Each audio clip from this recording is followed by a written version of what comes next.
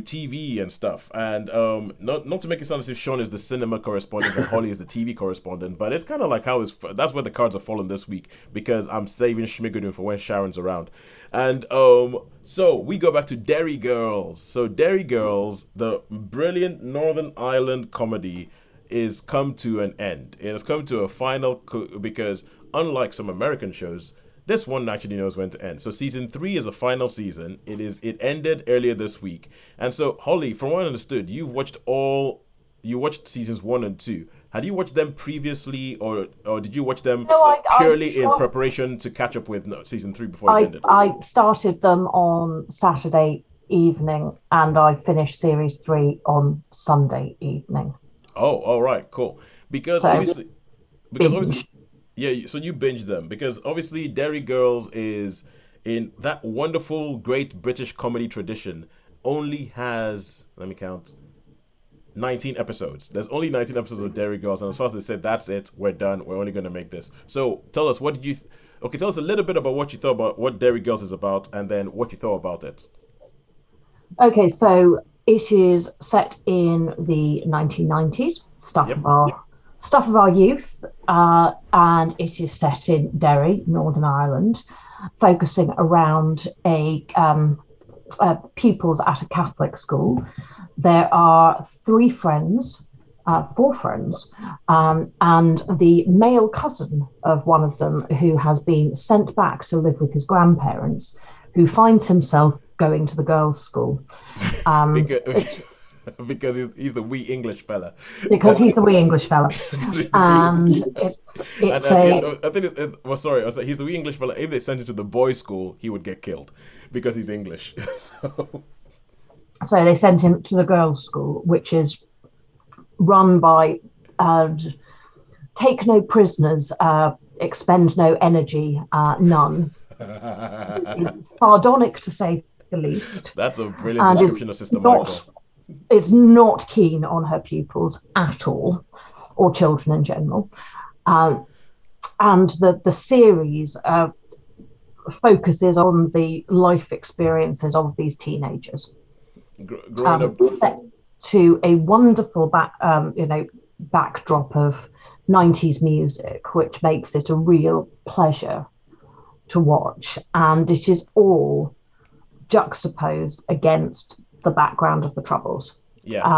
So you've got these really, I won't say trivial, but relatively trivial things happening in the lives of teenagers, and then you see snippets of what's going on elsewhere, and it's beautifully balanced with with prosaic day-to-day living versus everyone's calmly dancing their way through checkpoints. I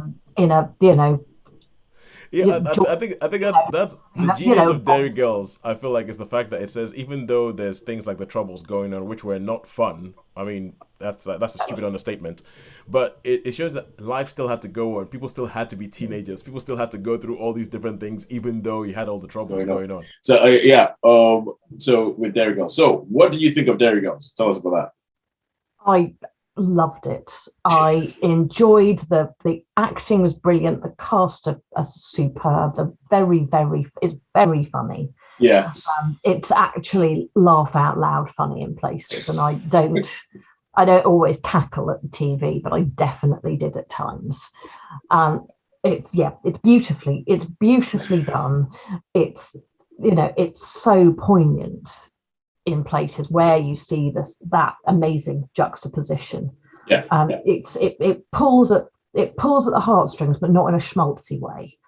I can't believe how late I am to the party with it, seeing as it seems like almost everyone I know has already seen all of it. So, but I enjoyed therefore being able to watch it all through, and I'll rewatch basically anything, but I will very happily rewatch it. Because I thought it was so special. I'll tell you what, I think you said that the thing about Derry Girls is that, laugh out loud funny. I totally agree, it's laugh out loud funny, but it's also quote and requotable funny. Like there's things in Derry Girls that we probably saw about a year ago, because I think my wife and I started watching it during the pandemic, and we will quote to each other now, and just quoting it has us in stitches again.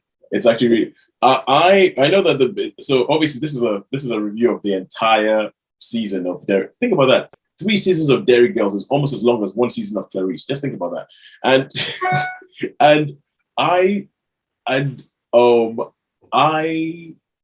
the third season, I think, by the time we got to the third season, we got them big enough to get some massive cameos in it. There's one particular cameo in the first season, in the first episode of season 3, which is just hilarious.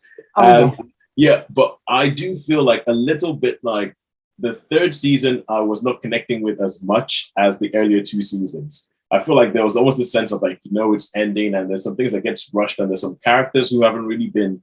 There's a flashback episode. I love the flashback episode. The flashback story unit episode is really, really good.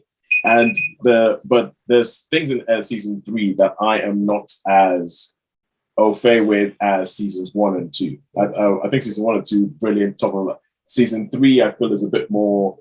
I don't feel like the gag rate is as high. But this is not my review; it's yours. How many stars would you give it? I think that's a fair statement. But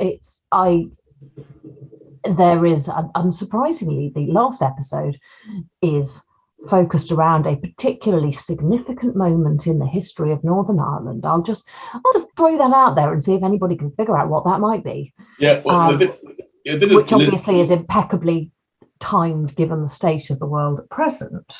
And Northern Ireland. And I found for me it captured it brilliantly. And it's so much a memory of all of our lives. So I wonder what it would be like seeing that if you were 20 years younger.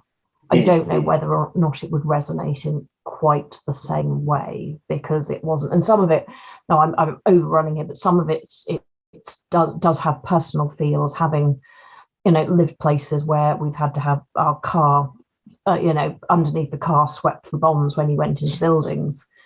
Being a West Londoner where, we remember, the IRA blowing things up.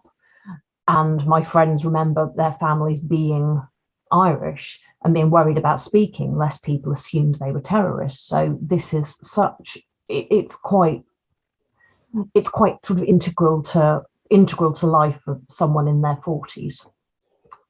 So yes, I don't know how it would resonate with somebody much younger who didn't have the memories of it, but given the rave reviews it's had, I'm guessing it seems to land well with everyone. Yeah. So okay, sure. Sean, you want to say something? I was just going to ask. Are you going to say anything about 71? Well, they take it away. You must read my mind. I was just going to say, Holly, have you seen 71? I have not. Okay. Okay, cool. Yeah, so it's what it's essentially it. Take start at the start of the Troubles. It's the start. It's Sean's top 3 films. Sean's top 3 films at Icky's Forward. But speaking of somebody who wasn't living in the UK during the 90s, and somebody who is continuously baffled by the Troubles and why and how and what. And I think it's Derry Girls actually acts like quite a good historical document. So give you give you something past the BBC news reports into what this was actually all about. Like the fact that there's an episode where they have to go to Port Rush, and they go to Port Rush because it has all the best sort of theme park rides, even though it's an area that it's full money with Protestants and the Catholics don't really go there. There's one episode where they're going from Northern Ireland to the Republic of Ireland. And I think in all these things, Derry Girls has explained a little bit more to me, more than a lot of documentaries, as to what exactly the deal was with Ireland and what was going in there. So I think it's a brilliant show. So how many stars would you give Derry Girls, Ollie? I think it's 5. Yeah, and my thoughts about the third season apart, I think overall I would have to agree with you.